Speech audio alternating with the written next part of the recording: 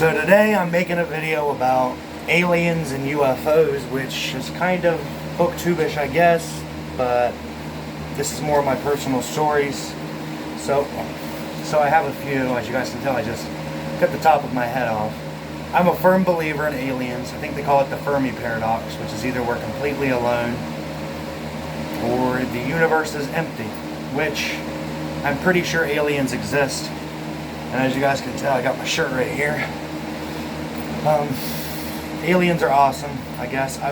Big thing in science fiction. You have the Aliens franchise, which made like endless novels, and Predator franchises, which are pretty cool. I think there's a Predator book called Bug Hunt, or it might be Aliens, which I really liked. It's literally the same premise of every Aliens book.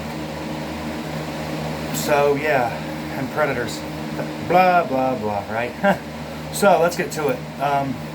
First unidentified flying object I ever seen was when I was like maybe 9 or 10 in an elementary school in Steubenville, Ohio, which is now a ghost town. Go figure. So I lived there my whole childhood. Great place to grow up. Steel mill leaves, coal mines closed, and it's just another ghost town in Appalachia. So Appalachia.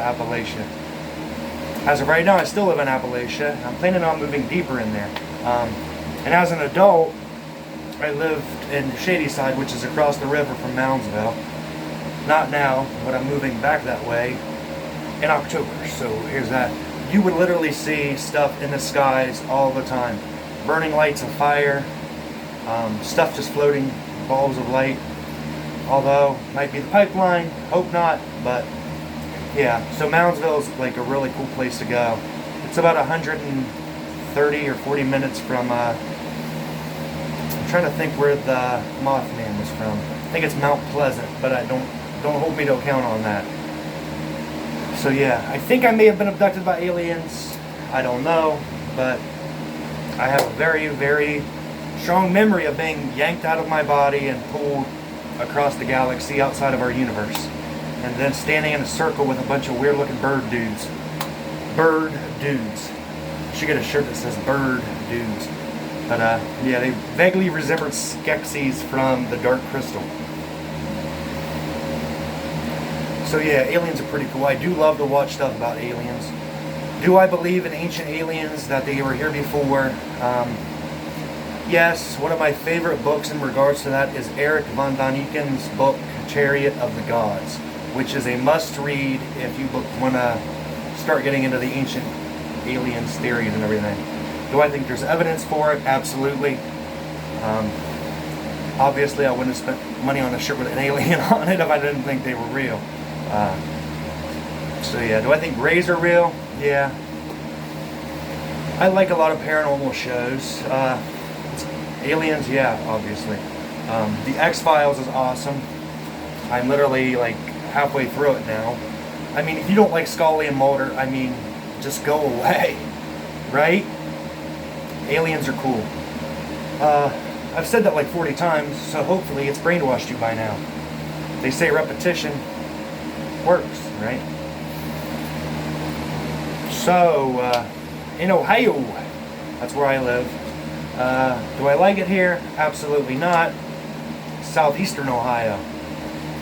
But then again, I'm moving deeper into Appalachia, so who knows? The Ohio River is awesome.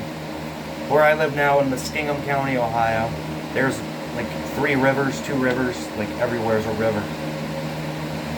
Dogman supposedly walks the river every now and then, which is kind of like an Ohio version of the werewolf. And then I think we have like a frogman somewhere up north. Ohio's like full of monsters. It's not just the people here. It's actually cryptids. Yeah. My speech teacher would really beat me for all the ums I do. I sound like I'm in a temple somewhere in Northeast Asia. So, for those who were wondering, this shirt was made by the Mountain. They're hard to find. Not very expensive, you can find them. Check eBay. So I've literally spent the last couple of months trying to track down and buy everything by Carlos Castaneda. Carlos Castaneda, The Power of Silence. I think I've got 7 or 8 of them by now. Looking forward to reading them. Easy to read. I mean, it's 1970s bold print books from the dime store. So, yeah. And I think he kind of agrees with it, some of the stuff I've read. Who doesn't like Carlos Castaneda? It's literally one of the major books for most hippies. Here's the cover.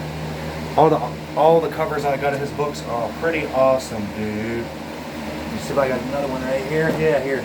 Several. Let's just pull these out, shall we? Literally, yeah, here's all 7 of them. I think. There's probably one floating around here. So, Carlos Castaneda, The Second Ring of Power. He talks about peyote a lot. A Separate Reality. So I figured we're going to aliens. Let's go to aliens and books. So I am pretty proud of these. A lot of these are really hard to find. There's a store here, Shinashi Books, ran by an old Irishman who just doesn't judge and literally has everything you could think of. There's that. That's a moth. This guy's pretty awesome. We also got another bookstore called Book Barn up here off the river, and that couple, there's an old hippie couple that runs that, and yet again they don't judge you here. And the ghost just knocked it out of my hand. The Fire from Within, and I don't think this book is referring to a UTI. So that cover is just completely awesome. It's pretty cool. That's actually, I love Carlos Castaneda. Looking forward to reviewing these eventually. I should be getting plenty of time. And then we have Carlos Castaneda, The Eagle's Gift. I love that. It's really, really cool. Today I did read. I don't know if it's reading considering it's Gary Larson, but let's just add that, shall we? Beyond the Far Side. I just love this guy. I think this is from like 1970s. 83 is when this was published. Still relevant, still funny. Still kind of dirty, I guess. There's that. It's a little book. Just little, say just that stuff. I don't know if it's reading, but it's comics, I guess. And here's the book I've been trying to get through, but it's taking forever. And yeah, there's a little bookshelf down here. I just disappear and pop back up. Trying to read through it, taking me forever. There's no copyright because it was written in 1927 and I think 1929. And I think, what is the copyright, 80 years, something like that. Lost Books of the Bible and The Forgotten Books of Eden. And it was written, I think this one was published by Bible Society or something. Oh, World. Wow, this video, I just don't have a head in it. Thankfully Halloween's coming, right? It's published by the World Bible Publishers, and the copyright for the Lost Books of the Bible is 1926, and the Forgotten Books of Eden is 1927. So yeah, I love this. It's just cool. It's kind of like additional content for the Bible. And actually in this, it says how Cain died. Cain and Abel, that story, yeah. It says his roof collapsed on him. I guess God got tired of dealing with this crap and said, just collapse his roof. Killed his brother with a stone. Let's kill him with a stone, shall we? And that's God's karma. So, hope you liked the video. 9 minutes, and maybe 10, who knows. Take care of yourselves. I'll try to be more fluid. And as the X-Files slogan goes, remember, the truth is out there.